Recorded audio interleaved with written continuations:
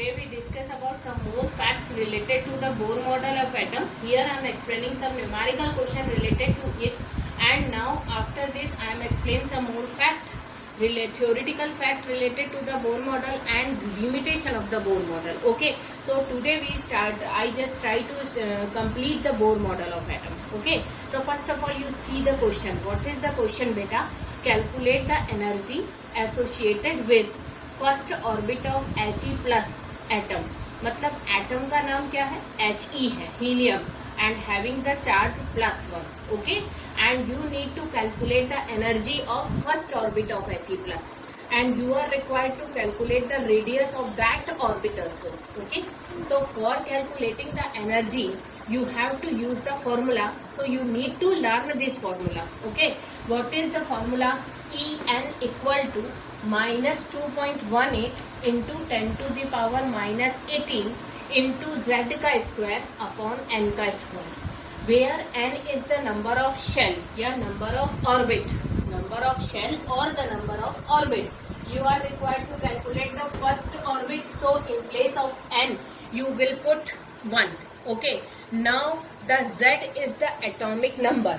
You know the helium atomic number is 2. The atomic number of helium is 2. So in place of now I am putting the value minus 2.18 into 10 to the power minus 18. This is the part of the formula. So you have to learn Z is the atomic number. What is the atomic number of helium? 2 into 2 का square. 2 square means 4. Upon which orbit you are required to calculate the energy? First orbit. So you write the 1 का square. It means in place of 2 square you may write 4 also. That will be the same. 2 का square or the 4, whatever you want to write, you just write. After the calculation you will get the answer minus 8.72 into 10 to the power minus 18, 10 to the power minus 18 joule. You have to verify this answer. Okay, now the second part of this numerical is what is the radius of the orbit. Okay, so for calculating the radius you have to use the formula. What is the formula? 0.0529 into n ka square upon z. N is the number of shell, so in place of n you have to put the 1. So 1 का square, in place of z you have to put the atomic number. So helium का atomic number है 2. So what you will get the statement 0.0529 into 1 का square upon 2, and you will get the answer 0.0529 1 का 0.026 into 326 nanometer, because I am taking the value in nanometer. So by this the formula you have to calculate the radius. Okay, so this formula are given by the Bohr to us. How it can be produced, how it can be given, because you know the Bohr model of atom is related to the very basic, giving the fact about the very basic part of the atom. You know, according to the Bohr model, you will get the, after the nucleus the first shell is 1 and Bohr denoted it K, the second shell L, third shell M, fourth shell N. Like this you have to represent the number of shell in the form of alphabet. ये हमको किसने दिया है? Bohr ने दिया है.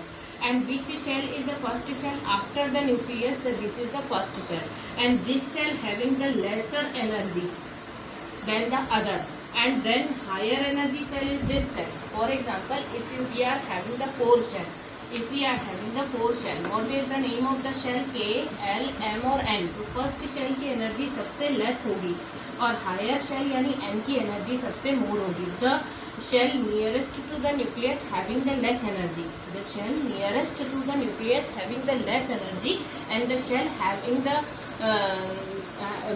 the shell which have the more having the large distance up to the nucleus having the more energy. Why it's so? Why it's so? Why this shell having the less energy and why this shell having the more energy? Actually में bore क्या बोलते हैं कि जो atom का central part होता है that is a nucleus and nucleus are and the surrounding area is the shell where the electron move very freely. These all things are given to us by the Bohr. So the nucleus, the central part of the nucleus and outer shell electron are connected together by their angular momentum like this. This is the angular momentum. And for the first shell, the value of angular momentum is h upon 2 pi. For the second shell, the value of angular momentum is h upon 2 pi into 2. The third shell, the angular momentum is h upon 2 pi into 3 like this. So angular momentum value is going to be increases, so the energy is also more. But here the first shell having the angular momentum h upon 4 pi. मतलब nucleus और shell के बीच का जो angular momentum है, इसी angular momentum से electron जो होते हैं वो न्यूक्लियस के सराउंडिंग में रोटेट होते रहते हैं. तो what is the value of angular momentum for the first shell according to the Bohr? The angular momentum of the first shell is h upon 2 pi. The angular momentum of the second shell is h upon 2 pi into 2. H upon 2 pi into 3. Like this, the angular momentum is increased and value of energy level is also increased. So the first shell having the less energy and the last shell having the higher energy. So this by this way we have to get the energy. For calculating the proper orbit energy, we get the formula like this. En equal to minus 2.18 into 10 to the power minus 18 into z का square upon n का square. और for calculating the radius we get the formula r equal to 0.0529 into n का square upon z का square. So these formula help you to determine the energy of the orbit and the radius of the orbit, and by the Bohr give the proper explanation about the energy level.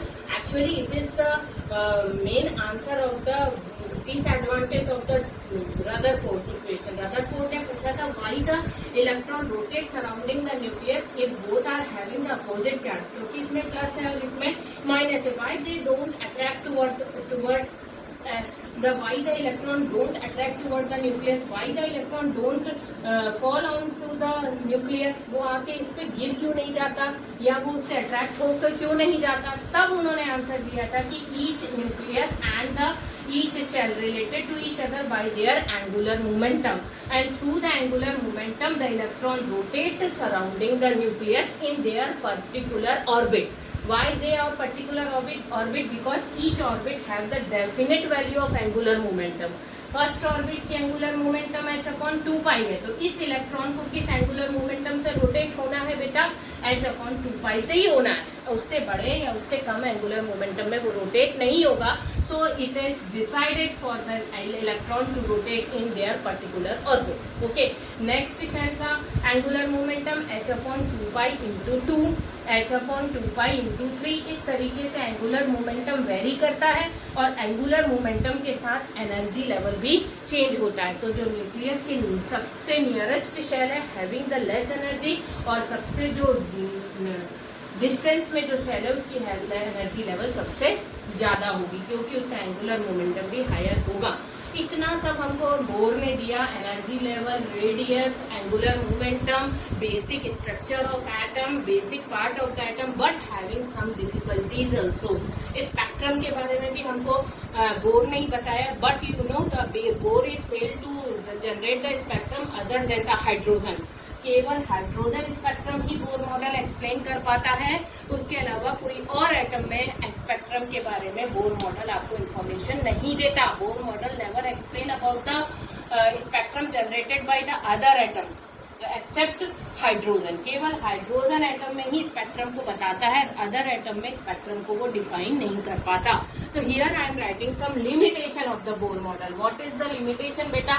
First of all Bohr model have failed to explain the Zeeman effect and Stark effect. These are the two effects which are by which the energy of the electron representing in the electromagnetic field. In the next class, I explain the Zeeman effect and Stark effect to you.